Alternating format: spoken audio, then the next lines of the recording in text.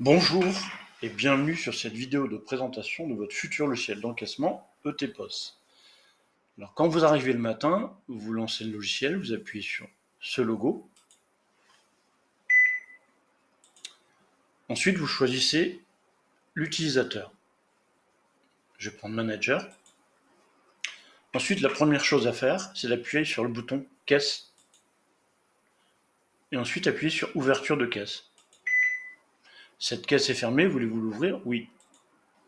Je peux renseigner le montant de caisse, le fond de caisse, mais je ne suis pas obligé, je valide. Ce logiciel est idéal pour les bars, les cafés, les snacks et votre boulangerie. Donc ETPOS permet la gestion des utilisateurs, comme je vous l'ai montré tout à l'heure. On avait manager et vendeur. Fichier d'utilisateur, donc on peut, là pour l'instant j'ai mis aucun mot de passe, mais on peut mettre un mot de passe sur les utilisateurs. Ça on verra par la suite. Donc l'écran est composé de plusieurs zones. Ici sur la gauche, les grandes familles, qui correspondent à vos familles d'articles. Donc, quand j'appuie sur une famille, je vois ces articles associés apparaître à droite, avec les prix, les TVA, tout ce qu'il faut pour vendre. Vous avez ici complètement à droite, la zone de tickets. Vous voyez les articles, les prestations choisies par votre client qui vient acheter donc les articles. Vous avez donc des boutons de fonctionnalité. Vous avez un bouton d'annulation. Si je veux annuler un article en vente, je sélectionne la ligne et j'appuie dessus. J'en choisis un autre et j'appuie. Si je veux tout supprimer, je reste appuyé pendant 1,5 seconde à peu près. Et tout s'en va. Cette première icône, c'est un bouton de fonctionnalité des types de documents, vos tickets de vente. On y reviendra tout à l'heure. Donc, si vous voulez par exemple offrir un article à un client, vous appuyez ici sur cette deuxième icône avec un petit stylo. Ça permet de modifier l'article. J'appuie ici, je peux éventuellement modifier son prix, mais je peux surtout offrir l'article. J'appuie ici, je valide. Vous voyez bien que l'article a été offert. Donc, ETPOS gère le multi-règlement. Donc, une fois que j'ai choisi mes articles donc, correspondant au choix de mon client, j'appuie sur encaisser. Soit j'encaisse en un seul mode de règlement, en espèces, en carte bancaire. Après, je verrai ce que vous avez comme mode de règlement, et j'encaisse. J'ai une prévisualisation du ticket, je peux diminuer le ticket et encaisser. Je vous montrais que ETPOS gère le multi-règlement. Je vais donc choisir les articles que souhaite mon client. Je vais les encaisser, mais en deux modes de règlement. Si je veux encaisser 10 € en espèces, donc je tape 10, je choisis le second mode de règlement, et j'encaisse 10 € en espèces, 4 € en CB. Ça apparaît donc sur mon ticket, et j'imprime. ETPOS gère aussi le rendu monnaie. Je vais choisir donc mes articles à la vente. J'en ai pour 13 €, j'encaisse et le client vous donne 15 €. Je tape 15, voilà. Et on voit le rendu monnaie. Je valide ce rendu monnaie qui apparaît également sur le ticket et j'imprime. Là, j'ai une prévisualisation aussi du rendu monnaie pendant 5 secondes.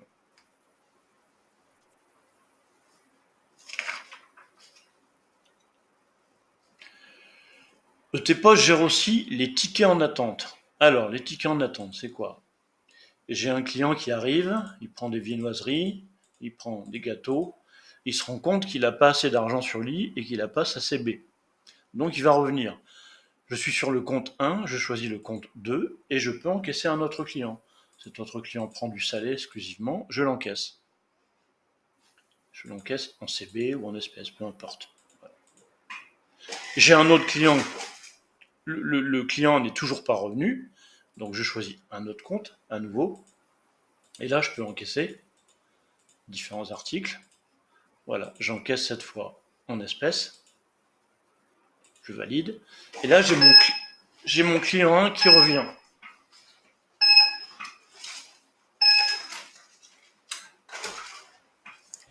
Alors, je suis retourné sur son compte. Je peux annuler, si le client désire annuler des articles, rajouter des articles et encaisser. Cette fois, il a pris sa carte bancaire. Voilà. Et je peux ainsi régler ce que le client vient de m'acheter. Le logiciel aussi permet la recherche de tickets déjà encaissés en appuyant ici sur cette petite icône. Je vais sur ticket de vente et là je vois mes différents tickets que je viens d'encaisser. Je peux annuler un ticket. Je peux également modifier son type de règlement si je me suis trompé, c'est important. Alors pour annuler un ticket, je me mets sur la ligne qui correspond au ticket et j'appuie ici sur l'icône croix.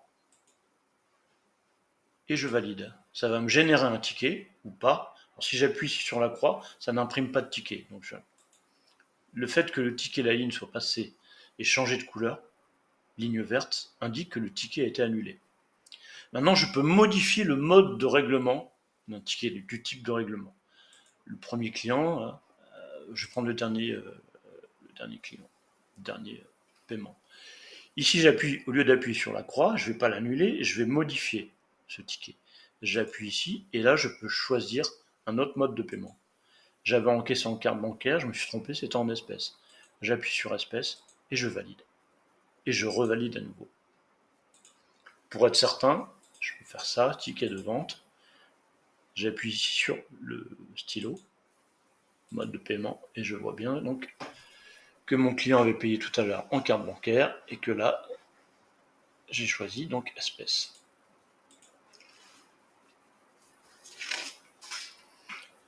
Alors, je vais vous montrer, là c'est très important, comment, pour vous, modifier les articles, créer ou modifier les articles.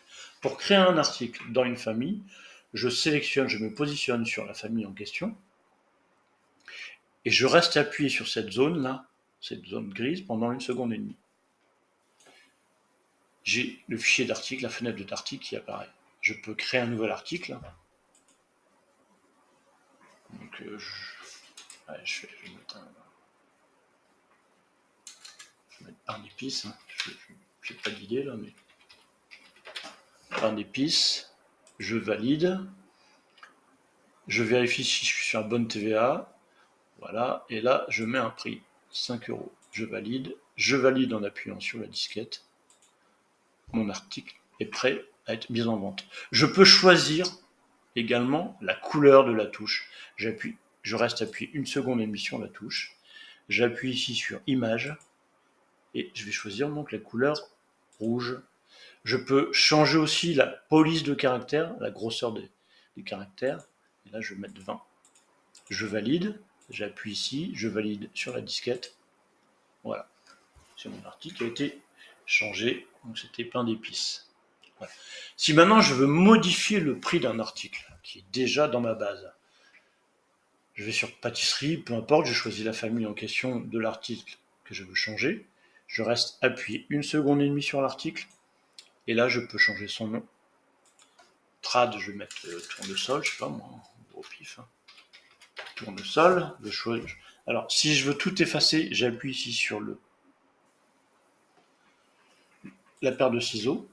Je me mets en majuscule. Et là, je choisis donc le nouveau nom de mon article. Trad tournesol. Tournesol. Je vérifie, je suis bien dans la famille pain. La taxe, c'était pas 5,5, c'était 10, donc je choisis, je change. Et là, je modifie son prix, 6 €. Je valide, j'appuie sur la disquette.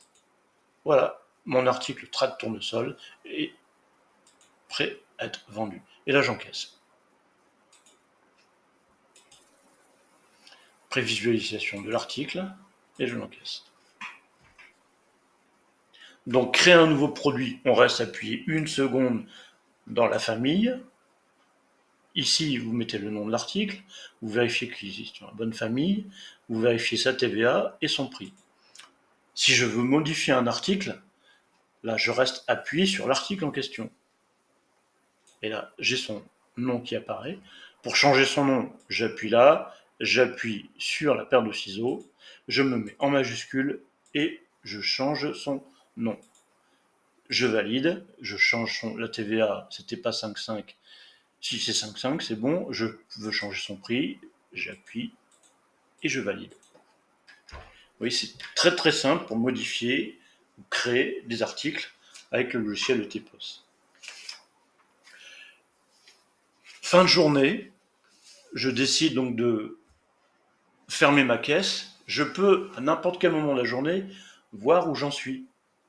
C'est-à-dire faire un X. J'appuie ici sur caisse et je vois que j'ai vendu autant en espèces, autant en carte bancaire. Voilà, ça je peux le regarder comme ça, ou je peux même l'imprimer si votre responsable vous demande, voilà, est-ce que tu peux m'imprimer ce qu'on a fait à telle heure? Je fais ça, tac, et je peux l'imprimer. Donc, je ferme. Maintenant, je dois fermer ma caisse, clôturer ma caisse. J'appuie sur caisse, fermeture de caisse, j'imprime les tickets. Premier ticket, donc là, vous vous souciez pas d'imprimante, vous appuyez sur continuer. Mode de règlement, autant en espèces, autant en carte bancaire. J'imprime, premier ticket, je ferme. Second ticket, excusez-moi, ce sont les TVA. C'est ce que réclame le comptable. Il réclame les types de règlement et les TVA.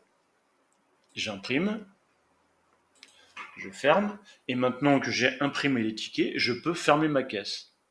Je valide. Voulez-vous fermer la caisse? Oui. La caisse est fermée. Voilà, je pense que ça a été assez rapide. Je vous donnerai un peu plus de détails concernant l'impression de rapport. Donc là, je fais réouverture de caisse. On peut imprimer des rapports. Alors, par exemple, rapport mensuel, combien vous avez vendu donc sur le mois de juin, par exemple. Je fais rapport, rapports généraux, rapport de type de règlement, puisque ce qui nous importe, c'est les types de règlement et les TVA. Rapport de type de règlement, je choisis la date. Donc là, je vais mettre 1er juillet jusqu'au 22. Je décoche résumé et je fais ça. Voilà, donc là j'ai vendu, forcément c'est un exemple, hein, mais pour la date du 1er au 22 juillet, c'est bien indiqué ici, du 1er au 22 juillet, j'ai vendu ça. Et j'imprime. Je vais maintenant sortir un rapport sur les mêmes dates, du 1er au 22 juillet, mais en TVA. Rapport de TVA.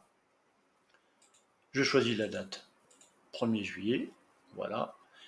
Je fais un résumé du 1er juillet au 22, et voilà. Et là j'ai toutes les informations.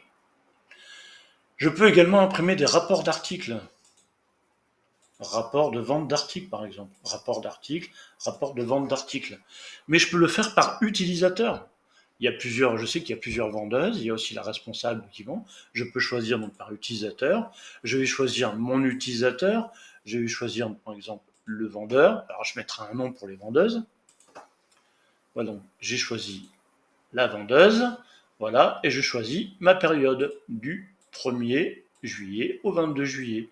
Ensuite, je valide et je saurai donc ce qu'a vendu donc, la vendeuse ou le vendeur du 1er juillet au 22 juillet. Voilà. Vous pourrez donc me rappeler, je vous donnerai beaucoup plus d'informations, mais là vous avez déjà toutes les informations pour vendre et être efficace à la vente avec ce logiciel ETPOS. Merci beaucoup et à bientôt.